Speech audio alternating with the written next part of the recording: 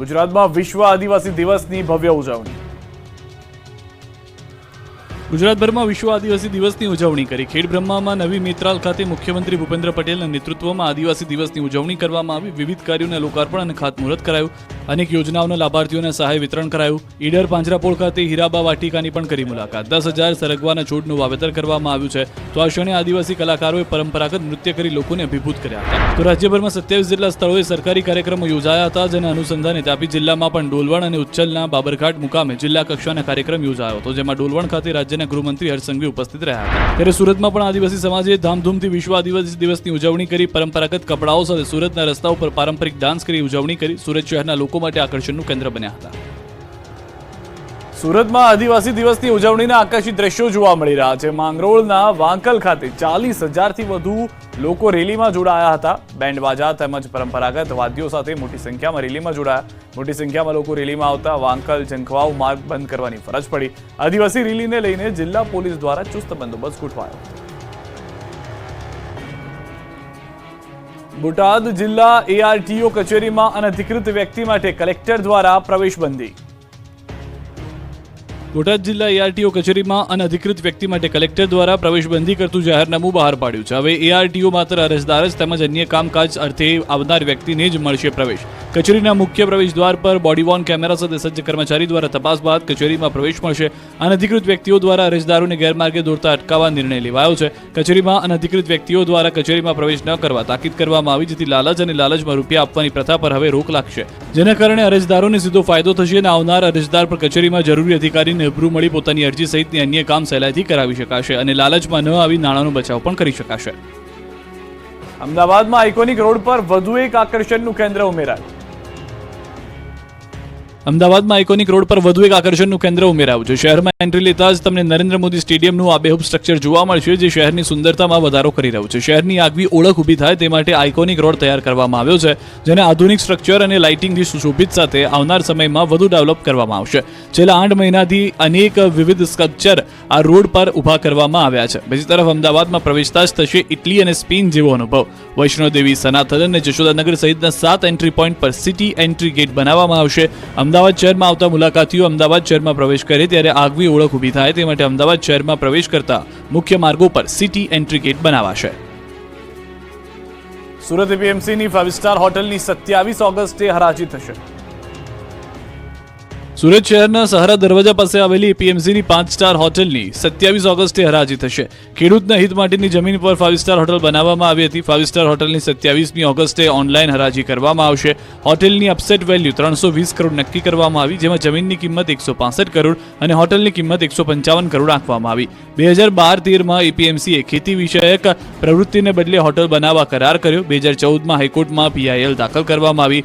હરાજી બાદ જમીનની કિંમત સરકારને અને બિલ્ડિંગની કિંમત એપીએમસીને ચૂકવવામાં આવશે। હરાજી માટે 20મી ઓગસ્ટ સુધી રજીસ્ટ્રેશન કરાવી શકાશે। સુરતથી ફરી એકવાર પકડાઈ નકલી નોટો। સુરત જિલ્લામાં નકલી ચલણી નોટો પકડવાનો સિલસિલો યથાવત છે। કામરેજ ગામેથી પોલીસે નકલી ચલણી નોટો ઝડપી લીધી છે। 500ના દરની 68 નોટ, 200ના દરની 114 નોટ અને 100ના દરની 32 જેટલી નોટો જપ્ત કરવામાં આવી છે। સાથે જ નોટો બનાવતો કરણ વાઢેર ઝડપાયો છે। આરોપી ઈસમ પોતાના ઘરે જ નોટો છાપતો હતો અને જાતે જ બજારમાં વટાવી દેતો હતો। પ્રિન્ટર, કાગળો સહિતની સાધન સામગ્રી પોલીસે જપ્ત કરી છે। અંબાજીની ઘટના બાદ કપડવંજમાં પણ બહાર આવી છે શિક્ષકની લાલિયાવાડી। કપડવંજના અંતરિયાળ વિસ્તારોમાં સામે આવી છે આ ઘટના। શિવપુરા પ્રાથમિક શાળામાં મુખ્ય શિક્ષક હતા ગેરહાજર અને તેમની જગ્યાએ ભણાવવા આવી ગયા વિજયભાઈ।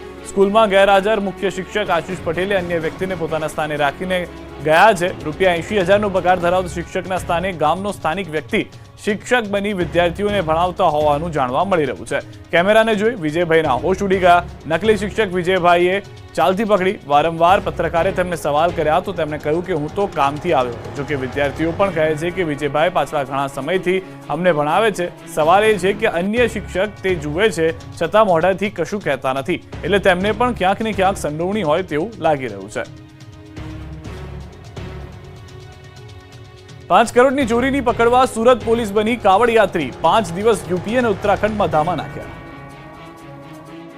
5 કરોડના આરોપીને પકડવા માટે સુરત પોલીસ કાવડયાત્રી બની. સુરતના હજીરા L&T યાર્ડમાં 5.87 કરોડ રૂપિયાની ચોરીના કેસમાં પોલીસે કાવડયાત્રીઓ બની યુપીથી એક અને ઉત્તરાખંડથી બીજા આરોપીની ધરપકડ કરી છે. પોલીસને બાતમી મળી હતી કે આ ચોરીના બનાવમાં સામેલ સૂત્રધાર ઉત્તરાખંડ અને ઉત્તર પ્રદેશમાં છે. આરોપીની ધરપકડ કરવા માટે હજીરા પોલીસ સ્ટેશનના પોલીસ કર્મીઓની 2 અલગ અલગ ટીમો બનાવી તપાસ અર્થે ઉત્તર પ્રદેશ તથા ઉત્તરાખંડ ખાતે મોકલવામાં આવી. ઉત્તરાખંડ અને ઉત્તર પ્રદેશમાં 5 દિવસ ધામા નાખી ચોરીકાંડમાં સામેલ બંને મુખ્ય આરોપીની પોલીસે ધરપકડ કરી છે. ઉત્તર પ્રદેશના હરદોઈ જિલ્લા ખાતેથી કાવડયાત્રીનો સ્વાંગ ધારણ કરી પકડી પાડ્યા આરોપીઓને કંપનીમાંથી સ્ટીલના પાઇપની ચોરી કરી હતી. સુરતી લાલાઓ, નકલી ડોક્ટરથી સાવધાન રહેજો. ફરી પકડાયો દારૂના નશામાં ચૂર નકલી ડોક્ટર.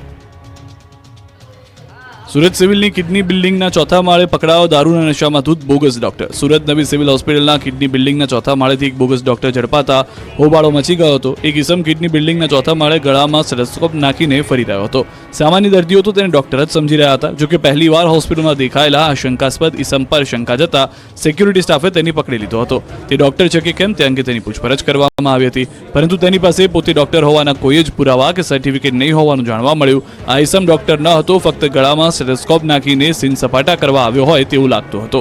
નશામાં પણ હતો. પોતાનું નામ શિવાજી રાવ અને સંગ્રામપુરા વિસ્તારનો રહેવાસી હોવાનું જણાવ્યું હતું. આ અંગે કડોદરા પોલીસ મથકના પીઆઈને જાણ કરી તેને પોલીસના હવાલે કરી દેવામાં આવ્યો હતો. ભરૂચની સિવિલમાં નોકરી કરતા ઠગે જ સરકારને લગાવ્યો ચૂનો. 34 લાખની કરી છેતરપિંડી. ભરૂચ સિવિલ હોસ્પિટલમાં કાર્યરત ડોક્ટર કિરણસિંહ પટેલ મેડિકલ કોલેજમાં કામ કરતા કર્મચારીને સરકારને ચૂનો લગાવ્યો. કોલેજ સાથે 34.42 લાખની છેતરપિંડી થઈ હોવાનો કિસ્સો પ્રકાશમાં આવતા ચકચાર મચી ગઈ.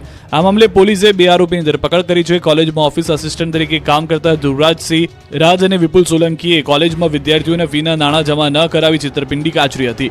તબક્કાવાર રૂપિયા 34.42 લાખની છેતરપિંડી થઈ હોવાનું બહાર આવ્યું. કોલેજના chief administrative officer Gopika Mekhiya maternity leave પર ગયા હતા. આ સમયગાળા દરમિયાન કોલેજના ઓફિસ આસિસ્ટન્ટ તરીકે કામ કરતા જાડેશ્વર ખાતે રહેતા ધ્રુવરાજસિંહ રાજ અને વિપુલ સોલંકીએ વિદ્યાર્થીઓ પાસેથી ફી લીધી.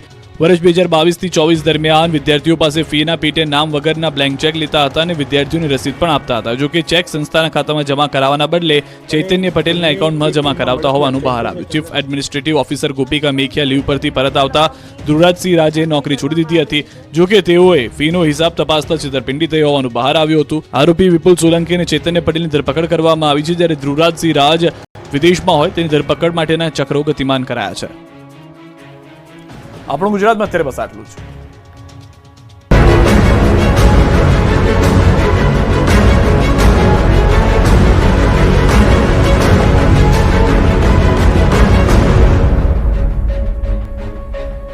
હેડલાઇન્સ પ્રેઝન્ટેડ બાય દરેક વાનગીનો વટ પાડતો સ્પાયરન ગરમ મસાલો, ગુજરાતનો ખરો સ્વાદ સ્પાયરન મસાલા. ગોધરાના ગોલ્લાવ નજીક ગોઝારો અકસ્માત. કાર અને ટેન્કર વચ્ચે અકસ્માતમાં 4 લોકોના મોત. કારમાં 7 લોકો હતા સવાર. નર્મદા ડેમની સપાટી 130 મીટરને પાર પહોંચી. ઉપરવાસમાંથી 3,67,084 ક્યુસેક પાણીની આવક. ડેમ 65% ઉપર ભરાયો.